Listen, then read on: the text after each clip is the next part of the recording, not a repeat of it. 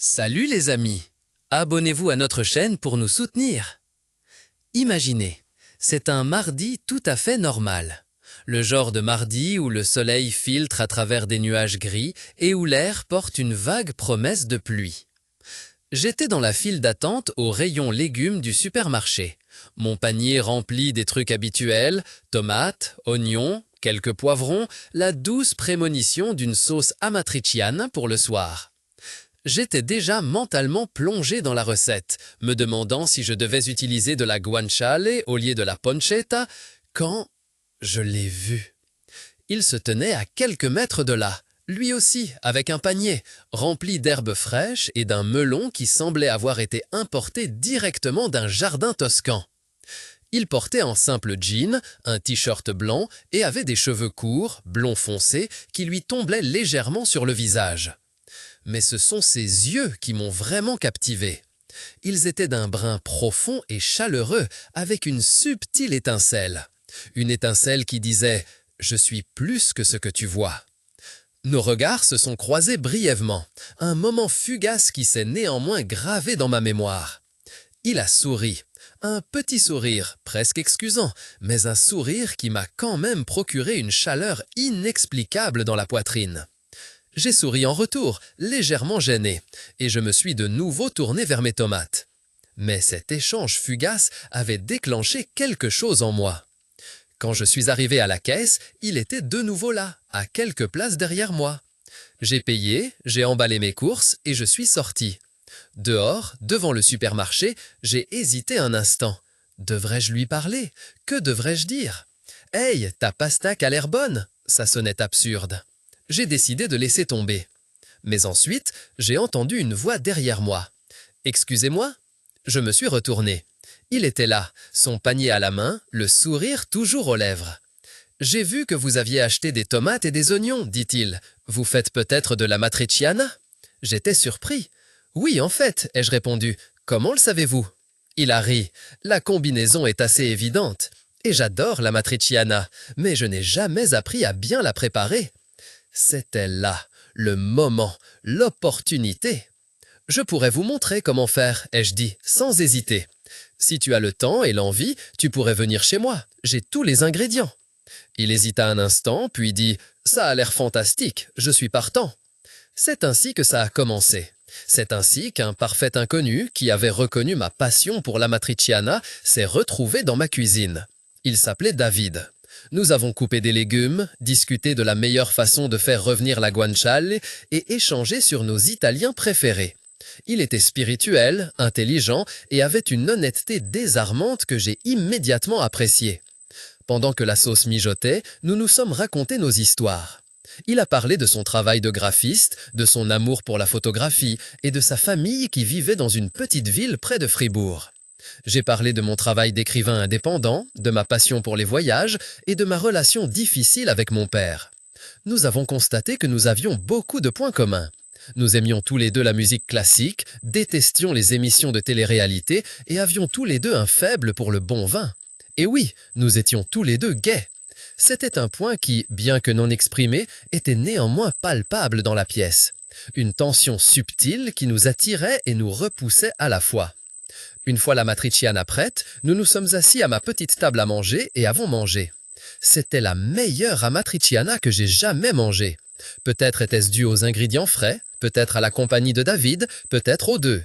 Après le repas, nous avons fait la vaisselle ensemble. Nos mains sont brièvement touchées. Un choc électrique m'a traversé. Je l'ai regardé. Il m'a regardé. Nous nous sommes tenus silencieusement l'un en face de l'autre, la pièce emplie d'une tension électrique. Il s'est penché et m'a embrassé. C'était un baiser doux, une exploration prudente. Mais c'était aussi un baiser plein de désir, plein de nostalgie, plein de besoins inassouvis.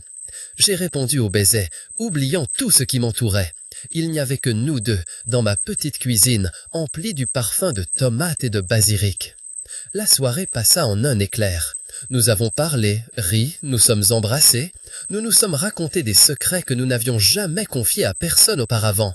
Nous nous sommes ouverts l'un à l'autre, nous nous sommes donné mutuellement un aperçu de nos âmes.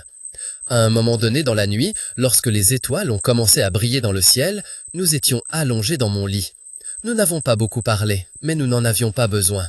Nos corps parlaient pour nous. C'était la rencontre la plus intime et la plus honnête que j'ai jamais vécue. Le lendemain matin, je me suis réveillé et David était toujours à côté de moi. Le soleil brillait à travers la fenêtre et projetait des rayons dorés sur son visage. Il avait l'air paisible, satisfait. J'étais allongé là et je le regardais. Je pensais à quel point cette rencontre avait été improbable. Comment un achat aléatoire au supermarché avait fait que j'avais rencontré l'homme de mes rêves. David s'est réveillé, m'a regardé et a souri. « Bonjour » a-t-il dit. « Bonjour » ai-je répondu. Nous sommes restés allongés pendant un moment avant qu'il se lève et s'habille. « Je dois y aller maintenant » a-t-il dit. « J'ai encore quelques rendez-vous. »« D'accord » ai-je dit. « Quand est-ce qu'on se revoit ?»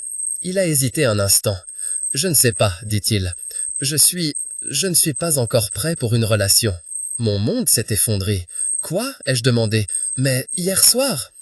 Hier soir était magnifique, a-t-il dit, mais c'était aussi compliqué. Je viens de sortir d'une longue relation. J'ai besoin de temps pour me retrouver. J'ai compris, mais ça faisait quand même mal. Je comprends, dis-je, mais j'aurais aimé que tu me le dises plus tôt. Je sais, dit-il, je suis désolé, je ne voulais pas te blesser. Il se pencha et m'a embrassé sur le front. Je t'appellerai, dit-il. Peut-être, un jour. Puis il est parti.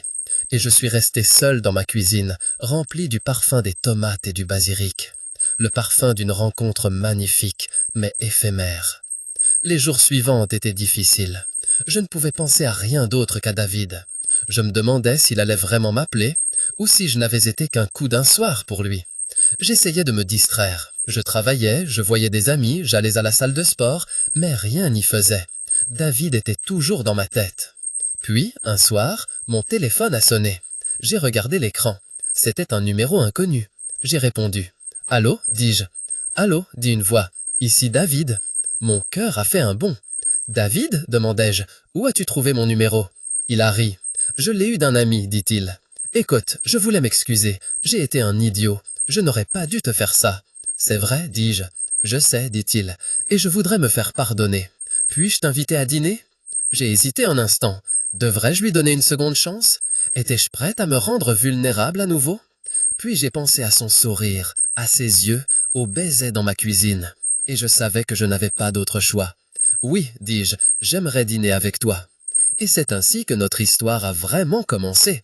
Pas au supermarché, pas dans ma cuisine, mais avec un appel et un dîner. Une histoire qui est loin d'être terminée. Car parfois, on trouve l'amour dans les endroits les plus inattendus. Et parfois, il suffit de quelques tomates, d'oignons et d'une pincée de chance. Et peut-être, juste peut-être, une recette pour une amatriciana parfaite.